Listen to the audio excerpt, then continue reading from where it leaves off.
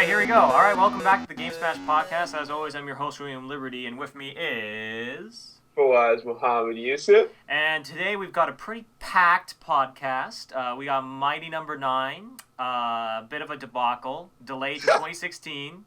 We got Red Ash fails its Kickstarter, Persona 5 trailer leak, Overwatch, new hero and maps, Splatoon August update, Witcher 3 getting New Game Plus and final free DLC, WoW hitting 9-year low in subscribers, Mafia 3 gameplay trailers and reveals trailers, and Battleborn gets a release date. But before we dive into that, let's talk about what we played this week. I just been playing a lot of Hearthstone. After seeing all the grand tournament news, I got back into Hearthstone, and I was happy to see that I was like, oh, I'm not getting completely wrecked by the new cards. But the new cards aren't out yet. No, I'm talking about the stuff from Blackrock Mountain. Oh, okay. I wasn't really like, oh god, I'm tired of seeing this card over and over again. It was like, oh, okay. My decks are still pretty solid. Like my Shaman deck is actually not that bad, and my Priest deck is pretty good. But yeah, I'm glad I could get back into that. The one thing that I will note that I'm really glad they did is the brawl. The tavern brawls, because they are a really fun thing to do, and the fact that if you win a brawl, you get a pack for free, I think is really good, because my friend complained the most that there really wasn't really great ways to get packs in this game other than just paying for them. Yeah. Like, you'd either have to specifically do quests, but you can only do 3 per day.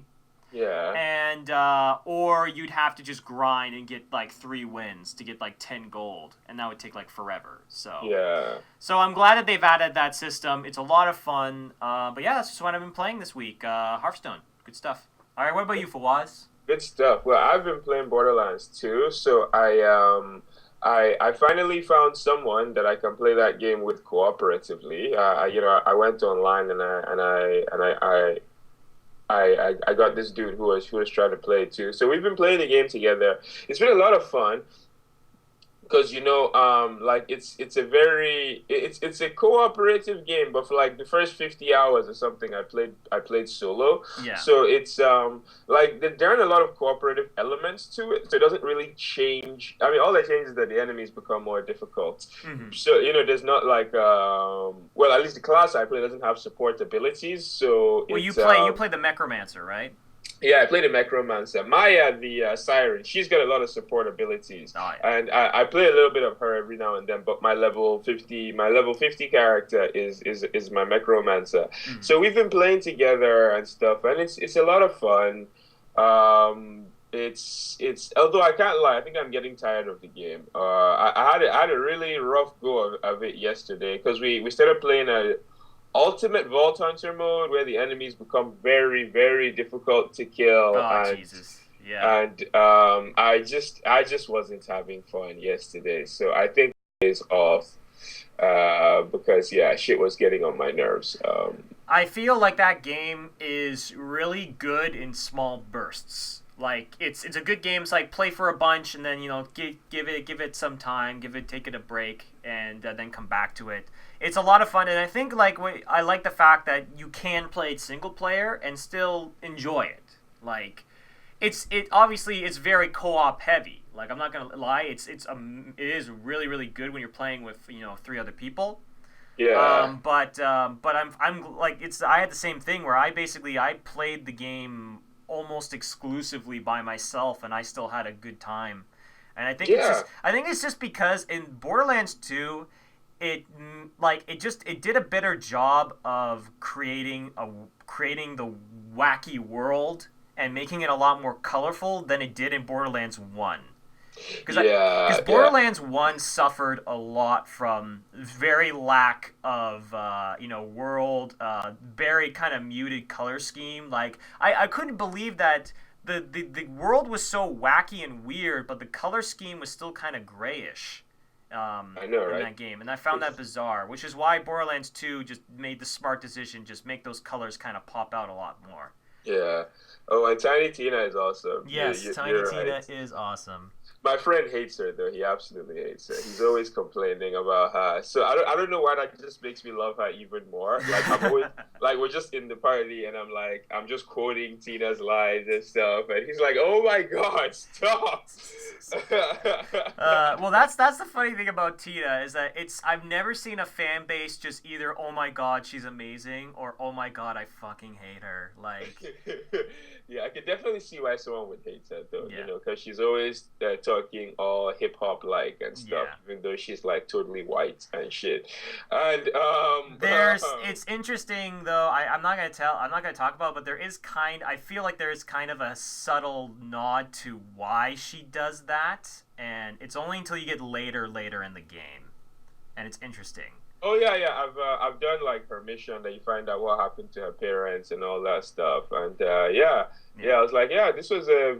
I really like her. I really like her, and her DLC is pretty fun too. Oh yeah, like friggin' what was it, Dragon Keep or Yeah, so Assault on Dragon yeah, Keep yeah, it yeah. was actually a good bit of fun. But yeah, that's what I have been playing. All right, well, let's jump into some news. All right, so Mighty Number Nine, bit of a debacle. And this is probably going to tie into Red Ash, so we're going to kind of cover both, I guess, at the same time. But basically, what happened was Mighty Number Nine got delayed. It got delayed to 2016, and the main reason that they said it got delayed was because of online features are a bit buggy at the moment, and they Yeah, need to fix them because it's affecting the fun of the game, especially if you want to play like co-op and stuff like that, right? yeah, So they're saying we need more time. We're gonna delay the game, even though like a lot of people thought that this game was gonna come out for sure this year. It's like no, it's gonna be delayed yeah, 2016. I was surprised to hear that. Like I was thinking like maybe a couple months delay, but 2016 that's a big deal. And then Red Ash, we kind of talked about briefly on one of the other podcasts, which excuse me, which was another Kickstarter by Inafune. It kind of failed. It failed its Kickstarter, but it got immediately picked up by Fuse, which is like another company. And this was a little bit shady because it's like the fact that they got picked up almost immediately afterwards kind of makes it seem like Inafune kind of had a backup plan no matter what, and he just wanted the extra money for the game. yeah. And So then yeah, like that was that. When I read that, I was like, that something seems a little bit off about that. But what are your yeah, thoughts on it so far? shady as shit. Oh Yeah, my God! Like like on top of what you said, they announced the delay the day after the Red Ash Kickstarter wrapped up, right? So yeah, it's like because all the way because like for a while that Mighty Number Nine was gonna get delayed, and they came out and they were like, no, no, no, everything's all good. There's not gonna be any delays. And then after the Red Ash Kickstarter wraps up and it failed, by the way, they're like, oh, actually, it's gonna get delayed till Q1 2016. So it's the whole thing just it's just amazing how quickly your stock can fall in the video mm-hmm. game industry because like 2 months ago like comes like KG Inafune was riding high. They had just announced Record that was coming to the Xbox One. Mm-hmm. This was coming out in September. Everyone is excited and all this stuff, and then that the Red Ash Kickstarter was a bad idea. Like it was just a Yeah. bad idea. You know And what then this kind of sounds like to me? It sounds like a guy who had way too many ideas at once.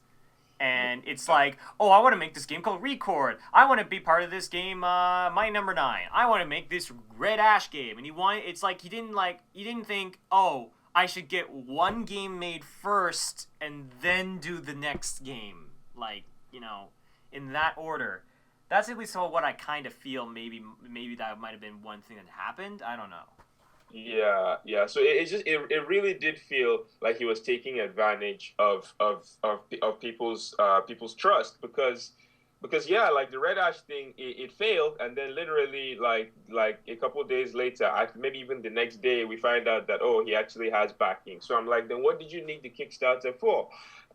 It's just it's not a good look at all. And Mighty Number Nine better come out in Q1 2016, and this game better be awesome, or it'll be a very long time before Concept. I mean, Concept haven't released a video game yet.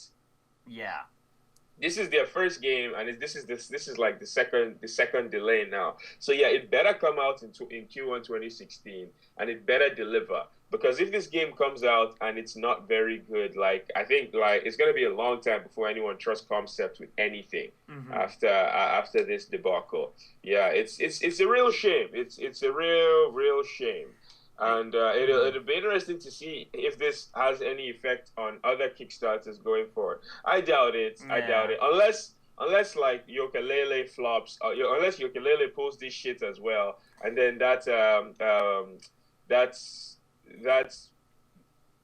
Castlevania. Yeah, that's what I was about to. That's what I was about to say. Like if my number 9 flops, Yooka-Laylee flops, and Bloodstain flops. Like if all 3 of them flop and they all suck, then it's gonna really help people like trust.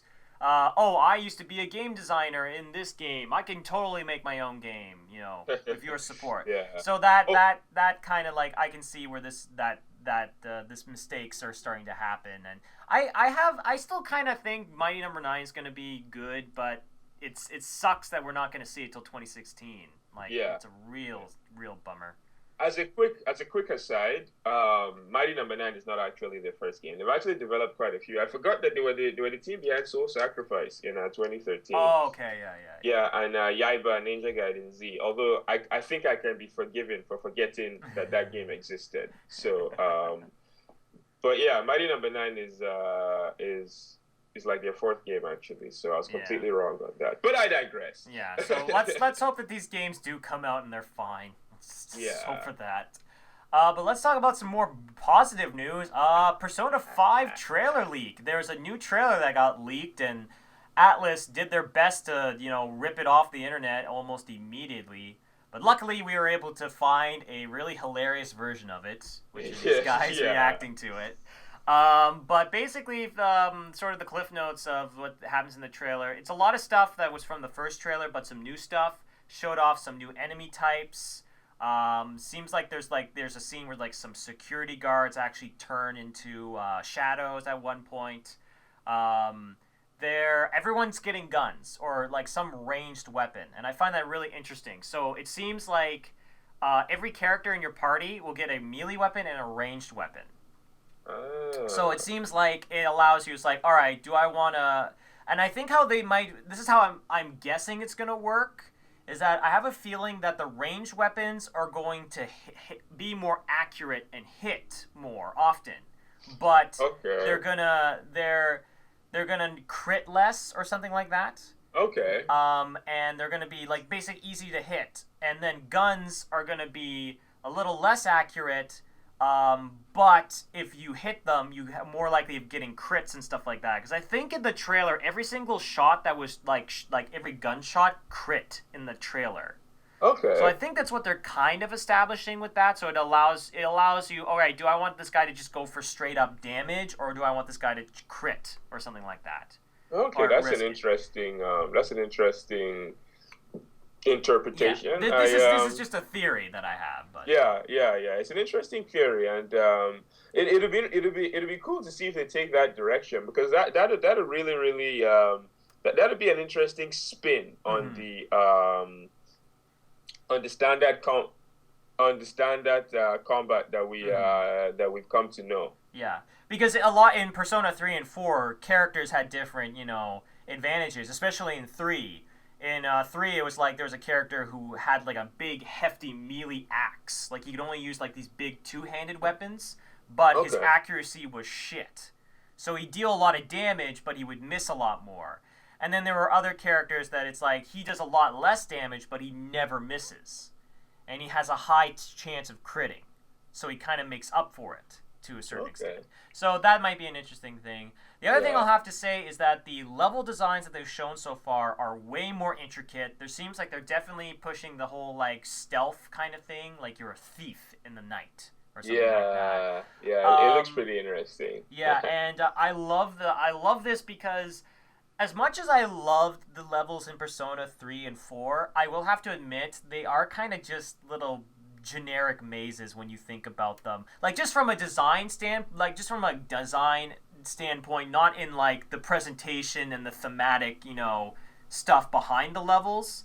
It's just like a labyrinth. It's like a maze. Yeah. And you fight an enemy every once in a while. So I'm glad to see that the levels seem to be way more intricate. I do kind of hope that it's going to be all the levels are going to be this intricate as the one that they're showcasing in the trailer. Because if it's like the first level, if it's really awesome, but then the other ones kind of suck, then I'm going to be like,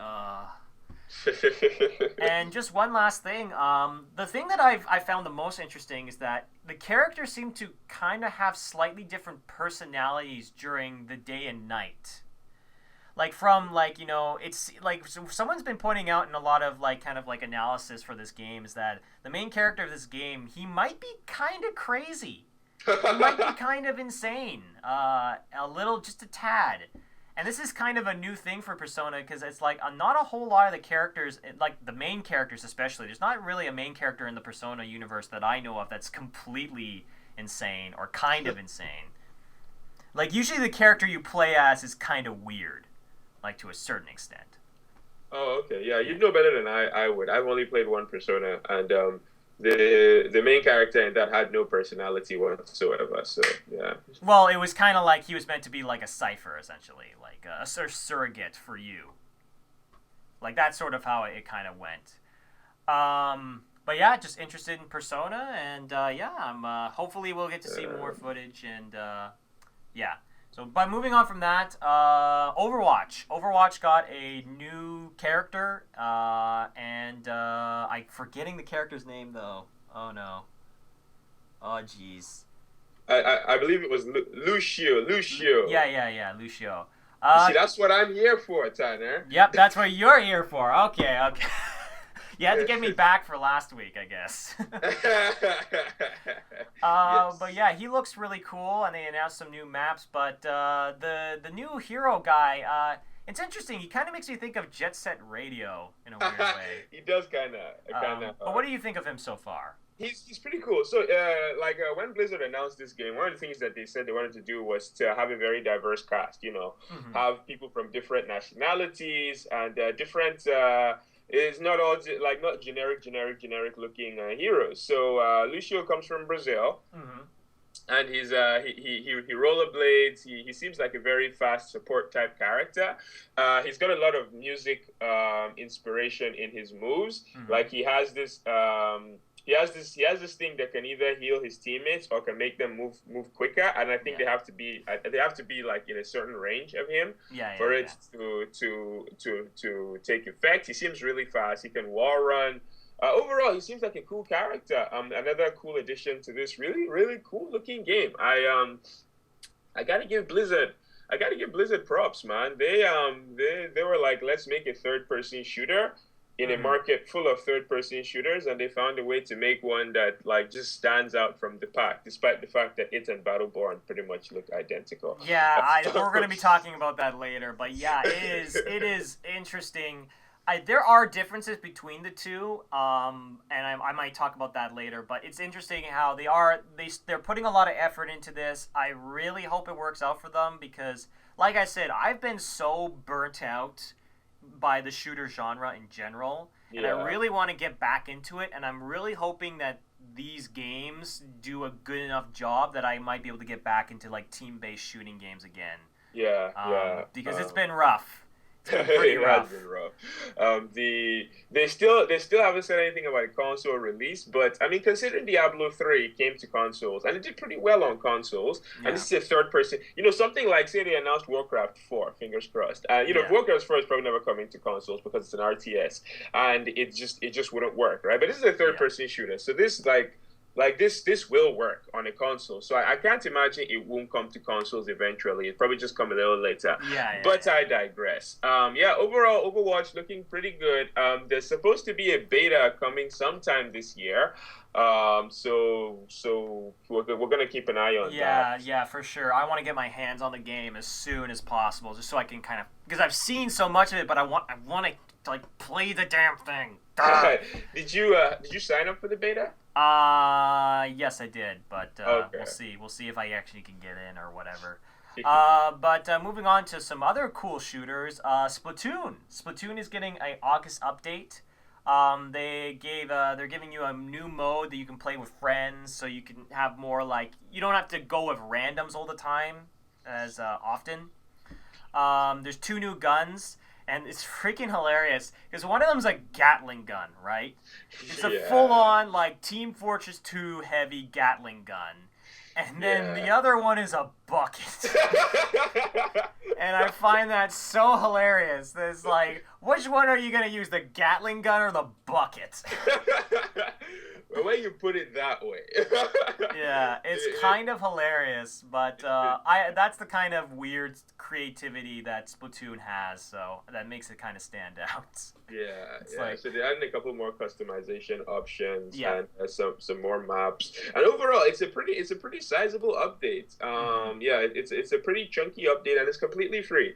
Yep. So yeah, props to what's the name of the developer behind this, or is it just Nintendo? I guess I would just say Nintendo. Well, these are the I'm trying to think. These are kind of like the Prodigy's kind of pet project. These are the guys that are that had a lot of ties with like I'm blanking on their names.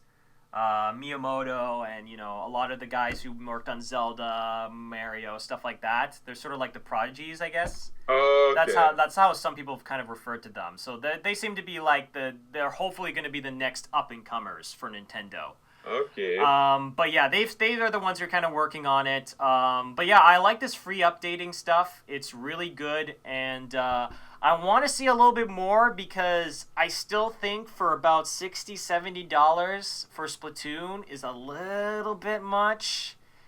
Because it's just the single player is really short and it's all multiplayer, which is great. Like the multiplayer is great, but I still think $60 is a little bit much. If they bumped it down to around maybe $40, I would say definitely pick it up now. You got tons of DLC, go for it.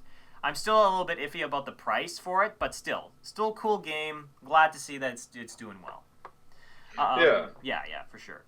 But speaking of free updates, Witcher 3 getting a new game plus and a final free DLC.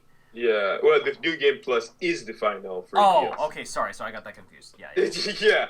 So yeah, they've been releasing DLC for ever since the game launched. They released alternate costumes for Geralt, Trish, Yennefer, and the white-haired broad. Sorry. The white-haired broad. Yep. They released alternate looks for the 4 of them. They released some missions, some armor for Gerald, because my bad, Gerald didn't get an alternate look. He gets like armor. So you know how he has the Witcher gear? Yeah. They released some more Witcher gear for Gerald, and then alternate looks for the 3 women. Yeah.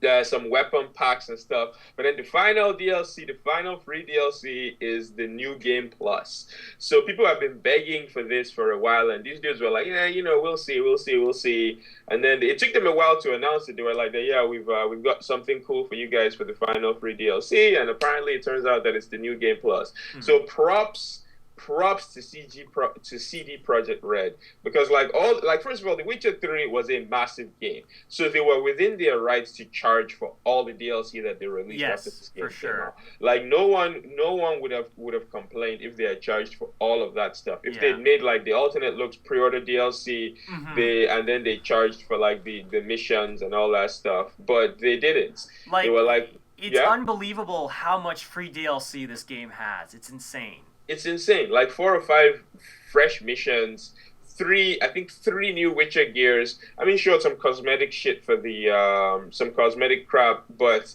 in general, it's a lot of some new cards for that Gwent game that I still haven't really started playing. Just a lot of stuff. And like I said, this isn't like Splatoon that launched with very little content, and they had to release this stuff. This game, The Witcher 3, is massive. I still haven't found a lot of these missions that they released. I still can't find most of them because like the game is just so massive. and then they were like, this is all going to be free. They have the expansion stuff coming out later in the year, but like the expansions are supposed to be gigantic as well. So it's like this is and just as an aside, like they did it. Splatoon's doing it, and Drive Club are doing it as well. So I'm hoping that like this is. I mean, it's not going to be the norm because pre-order DLC and all that shit is too lucrative. I can't imagine like the big companies are going to stop doing that. But I hope more companies are. Yeah. I hope the fact that so many companies are adopting this method as well signals that more companies are. Because I mean, Helldivers did it. What's that popular game? I don't. Oh God. You can do it, I believe. Oh my God, the driving game, the soccer. Oh, Rocket League. Thank you. Rocket League just released a free update a couple of days ago with a spectator mode and a new map. Mm-hmm. Granted, they released some cars that you have to pay for, but it's like the cars are 100% cosmetic, right? Yeah. And The it's map- like sorry? it's just interesting to see that now it's like free DLC is becoming a little bit of a more popular thing. Yeah. And it's like obviously we'd love to see this continue to be popular because Yeah. like I said, like I still think the moment I realized wow, free DLC can really work is like when I was playing the Mass Effect 3 multiplayer and it was like new maps, new characters, and it was just it kept on bringing me back, and I probably dumped so many hours into that multiplayer just because of that. So I really hope that they continue with this trend. I really hope it continues. Yeah, a lot of games seem to be adopted. Even Evolve, for all the criticisms of Evolve's DLC structure, all the maps in Evolve were free. Yeah. So yeah, I hope this carries on and more companies adopt this. But actually, one last thing to add to this is that, and this isn't technically free DLC, but Dying Light. Mm-hmm. They just announced a DLC today called, I think, The Following. It's supposed to be it's a pretty big area that has like new objectives and all this stuff. It has this new buggy that you can ride in and you can customize, and yeah, it's free to anyone who bought the season pass, right? Now you might roll your eyes to that and be like, well, it better be free, right? But Yeah. it wasn't part of, like, when you're buying the season pass, they tell you all the stuff that comes with the season pass, right? Right. It wasn't included in the season pass. It's just a free thing they decided to add in. Yeah. So I mean, sure, I'm stretching a little bit here. But I see where you're going. Yeah. And it's definitely an awesome thing to start. But hey, I think I've said enough of that. I think I've taken up enough time talking about that. But yeah. So moving on. Moving on. You can do it. Announce it. Yeah. World of Warcraft hits a 9-year low in subscribers. I shouldn't sound so excited saying this, but like the thing for me is that I just want WoW to end so I can get Warcraft 4. I just want Warcraft 4. Mm-hmm. They announced a new expansion though. World of Warcraft Legion. Yeah. So it's gonna increase the level cap to 100 and something. I don't know. I've stopped. I've lost track. They're adding new artifact weapons. So like legendary weapons from the lore of Warcraft, like the Doom Hammer and Ashbringer. They're adding those. They're adding a new class. I think it's a Demon Hunter. So kind of like Illidan, you have the horns and the dual blades. They're adding a new area. Well, obviously there's a new zone. There's some other stuff that they're adding. But overall, like I just feel like okay, it's been an amazing run. Like seriously, World of Warcraft it was something else. It was a different level in terms of popularity. Yeah. Right, but I feel like it's time to just cut your losses. Be like, we had an amazing run, we had an insane run, but I think it's time to call it quits because like I just like in 9-year low in subscribers. I feel like people unless they're planning on going free to play down the line, I just don't see what they can do that will make more people come back to the game. It's interesting because like they've talked about how it's like the reason why we're pushing new expansions more and more is because these expansions are bringing back more people. And it's interesting because it's like somebody kind of talked about, they were talking about how like Mists of Pandaria kind of fucked them over a lot. People weren't impressed. Well, it was due to the fact that everyone saw Kung Fu Panda, and seeing freaking Poe on the cover of World of Warcraft was like, all right, you guys have jumped the shark. All right, okay. So like that really fucked them over in the long run. And they've talked about how it's like every new expansion does bring new players, and they are actually hoping that the World of Warcraft movie that's coming out eventually will also bring new players. So honestly, the way that they've been talking about Worldcraft, I unfortunately don't think they're gonna get rid of this until its last dying breath. Because unfortunately, it's just like there's still people that will never stop playing this game. There's just gonna be people that will never stop playing this game and never stop giving Blizzard money for this game. So it's kind of depressing, but I don't think this is gonna go away. As much as I think I agree with you 100%. I feel like good run. Let's call it quits and move on to something else. I just don't think it's gonna go away though. Okay, here's the thing. I don't care if World of Warcraft goes away. It existing takes nothing away from me, right? I just want Warcraft 4. And actually, with Legacy of the Void coming out this year, November 17th, I believe, is the release date for Legacy of the Void. StarCraft 2's development is done. So the RTS team at Blizzard... okay, can move on. Yeah, okay, I see what you mean. Yeah. So I mean, you know what? Sure, have World of Warcraft and Warcraft 4 at the same time. I don't care. One's an RTS and one's a MMO. One's an MMO. They're not feeding off each other's market, right? Yeah. I just want Warcraft 4. Right. Yeah, I know what you mean. It's just interesting that it's like, especially now, it's like, holy crap, the subscribers is so it's almost as low as what they started with. Yeah, this is the lowest it's been since their second year. Mm-hmm. Yeah, so that's pretty rough. it's pretty bad. We'll see what Legion does. You know what? I mean, the Return of the Burning Legion might, I mean, watching the trailer, I can't lie, I got a little excited. But here's my issue. I love the Warcraft story. I can't play MMOs. So, like, this is why I want Warcraft 4, right? Because I love the Warcraft story. Like, I'm sitting next to 3 Warcraft books in my room right now. I've got a bunch of them back home in Hamilton. Like, I love the Warcraft story. That's one of the things that I love the most about Hearthstone, is all the little nods to stuff in the Warcraft story. Mm-hmm. Like the fact that Cairn, the card Cairn, the legendary, he says a specific thing when he's played against Garrosh, the hero, because the two of them have history in the books, right? Right. Yeah, stuff like that, I love it, right?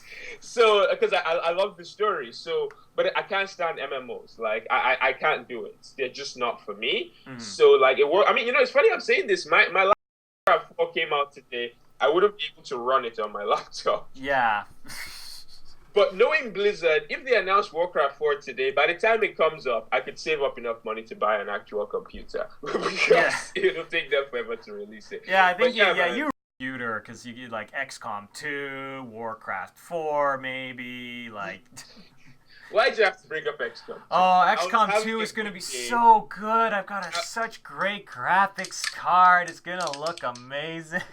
I was having a good day, and you had to bring up XCOM 2. But now I'm in a bad mood for the rest of this podcast. Well, we're gonna wrap it up soon, but let's move on to Mafia 3. So Mafia 3, there was at GamesCon, and they had a cool reveal trailer. The trailer was actually really awesome. The trailer was really awesome, and had some cool classic music and Jimi Hendrix, baby. Yeah. He throws a guy in the river, gets eaten by a crocodile, all that good stuff. And the trailer was really cool and serious, but apparently a lot of the fans are not impressed with the gameplay. Yes.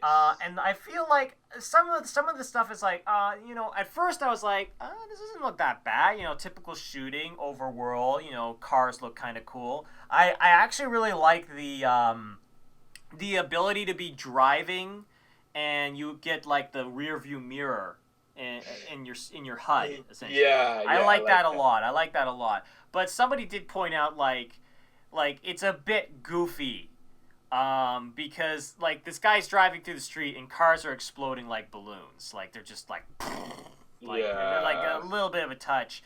And then there's another part where a guy walked up to a guard, he took out a knife, and he stabbed him in the face like 7 times. And I'm like, all right, this is getting a little bit silly. Like, somebody was like, this is getting like Saints Row-ish. Yeah. And I can kind of understand that. So I can understand, like, it is a bit... So from what they've shown, it's a bit goofy. But I don't know. Maybe it's just because I never really took Mafia 2 or even Mafia 1 that seriously. I don't know. Maybe it didn't bother me as much, but I can definitely see how it could bother other people, for sure. But what are your thoughts on it so far? Okay, yeah, similar to you, I never played I never played any of the Mafia games. Grand Theft Auto kind of put me off open world crime games because I'm just done with them, right? So I never played any of the Mafia games. However, I looked up some gameplay, and the Mafia games are very serious, you know? Yeah. They're grounded and they're serious and stuff. And then watching the gameplay of Mafia 3, it looked more like a Grand Theft Auto or a Saints Row. Like, there's this one scene where he's driving his car towards like a police barricade, and he rolls out of the car hits the barricade, it explodes, and he's like gunning them down, and it's like it looks ridiculous. It looks absolutely ridiculous. So it's such a shame because the setting is so awesome. Like, I watched that trailer and I was like, maybe this will be the first Mafia game I get into. You know, it's set in New Orleans. That's like I mean, there haven't been a lot of games set in New Orleans. And you know, it's got the backdrop of the Vietnam War. You know, it was just a really cool idea, but then looking at the gameplay, it looked really goofy. So I mean, like, oh my god, the cars, the physics, it looked ridiculous. Like, I'll give them time. Yeah. You know? Like, this might be a controversial opinion, but honestly, it looked way more fun than Mafia 2, to be honest. Because the problem is that if I'm going to play an open world game like that, it's like, if the entire game is super serious, it's going to be a bit draining.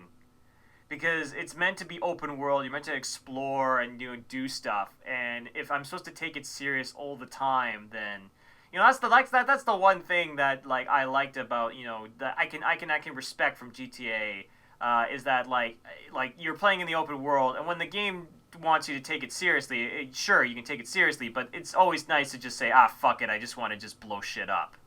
Like I don't know.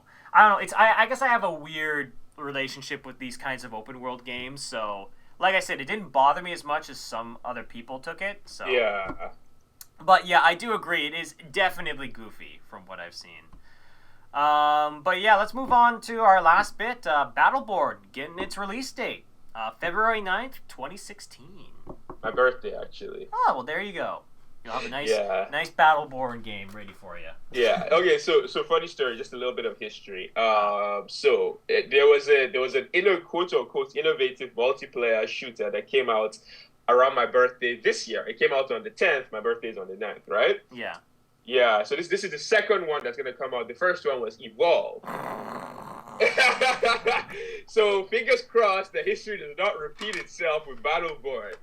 But with that said, the game looks pretty good. They had a trailer at Gamescom that revealed a bunch of new characters. There's this bird character with a rocket launcher. He can if you double tap the jump button, he can fly. Well, he can glide and stuff. Yeah. They added a melee based healing character, which is very interesting because most healing characters are usually like spellcasters, long range spellcasters and stuff. Yeah. There's also this stealth character chick who's got like this. I don't really understand her, so I'm never gonna bother. And then there's this one support character chick with like this command glove thingy that she can like control the battlefield. She can like make bullets home onto certain enemies, overall it's a very interesting group of badasses. I still cannot get enough of Robot Gentleman. Gentleman Robot is the best, and he's got an owl. He's got a robot owl that makes him even cooler. Yeah, dude looks pretty cool. But overall, man, the game, because I was I'll say I was indifferent towards the game because I mean they hadn't shown a lot of the game. But after playing Borderlands and really really enjoying that game, I was like, you know what, these Gearbox guys can do multiplayer shooting well. I mean, sure, they're the studio behind Aliens Isolations and Duke Nukem Forever. Yeah. But those were not they those were games that they picked up from development hell and tried to fix, and they just couldn't fix it, or they just kind of fucked it up along the way. Yes. Yeah, exactly. In terms of like actual new IPs, they have a pretty good. I mean, they only have two that they did from scratch, I believe, which was the Brothers in Arms, and Borderlands. I think. I don't know about Homeworld. I don't know if Homeworld isn't theirs, but yeah, Brothers in Arms, which is awesome. Borderlands, which is awesome. So they're 2 for 2, and I'm actually it's the collection of I guess I'm going to call them Battleborn. The collection of Battleborn covers so far. I mean, there's going to be 25. Yeah, 25. And so far, we've only seen 14, I think. And of the 14, there's like a wide variety already. Yeah. So I'm really excited for this game. I'm literally looking forward to it. There's supposed to be a beta because, every game has a beta now. So there's supposed to be a beta before the end of the year. Better than the Street Fighter 5 beta. Let's hope it's a functioning beta. Yeah, for sure.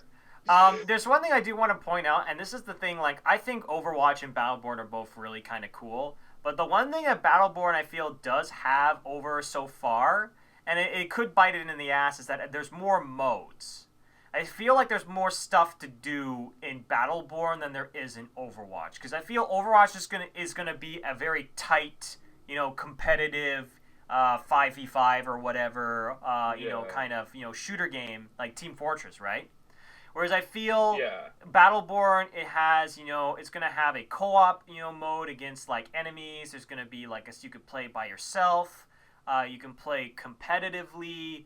So it seems like there's going to be a little bit more content in Battleborn, but I don't know how good that content's going to be. So I feel like it's going to be interesting when we see, when these games come out, and see how each one takes it in its own direction.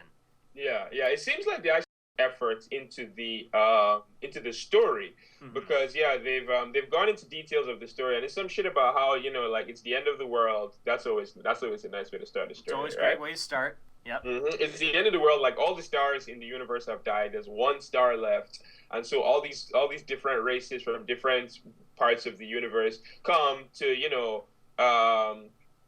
some want to research it, some want to destroy it, and all that stuff. But then that's what. There's this one race that's the cause of everything. I can't remember what they're called, the Veldrassi or some funky ass name like that. Yeah. But they actually put in a lot of effort. Oh, the Varelsi. There we go. I got it. It seems like they're putting a lot of effort into the story. Now, I actually really enjoyed Borderlands 2's story. So I'm not just writing the story off in this game, because like going into Borderlands, I wrote that story off completely because Borderlands 1 barely had a story. No, like they flat out said the story, like the people who made Borderlands, they said the story was shit. It was a page long. They flat out said it. They're like, sorry we fucked that up, guys. But yeah, after Borderlands 2's really good story, I haven't played the pre-sequel, but the pre-sequel has a nice premise for a story too. So after Borderlands 2's really good story, I'm actually looking forward to this game's story. And like you said, man, there's different elements to the game, because the friend that I played Borderlands with, he was like that, you know what, he wasn't really interested in this game because he thought it was just going to be a competitive game. But I was like, no, there's a co-op element to it as well. He was like, you know what, like if there's a co-op element, he'll definitely pick it up to just play with like me or a couple of friends, because he doesn't do competitive at all. He doesn't do it, right? So yeah, you're right. That is one thing that at the moment anyway, this game does have over Overwatch, because as far as we know, at the moment, Overwatch is 100% a what's this thing called? Competitive shooter. A competitive shooter. But I mean, like this game is probably not coming out till like 2017. Overwatch, that is. So, or at least very, very late 2016. So, I mean, a lot can change between now and then. And Blizzard, Blizzard know how to do story. Like, Blizzard does some really amazing stories. But I digress. That's Battleborn That's coming out Battleborn. February 9th. Mark your calendars for those of you that are excited for it. One last thing I want to say about this, because I know we're at the risk of going over time here. All right. There's one thing that I've noticed a lot of people do in the comment section for Battleborn that pisses me off, and that's people either compare it to Overwatch, which is understandable, but still, But what really pisses me off is that so many people in the comment sections are mad that you're not making Borderlands 3, right? Really? I know. I'm like, are you kidding? So on one hand, you idiots are complaining about a Call of Duty and an Assassin's Creed every single year. And now on the other hand, you have this development team who's trying something new. Keep in mind, we've had 3 Borderlands already. I mean, yeah, sure. Because technically, like, if you count Borderlands 1, 2, and the pre-sequel, it's 3. Yeah, okay, here, I'll just quickly say what I think about that. It's like, I understand, because there's a lot of people that care a lot about Borderlands. And I can understand that. They don't want to buy more DLC for Borderlands 2. They just want to play 3 and have like a whole new like story and worlds and setups, right? So that's what they want. And I'm kind of like, guys, if they just jump straight into Borderlands 3, like give them some time to come up with some creative concepts and explore other ideas. Because that's what they had to do. That's what they had to do with Last of Us. Is that Last of Us came out at the cusp of 2.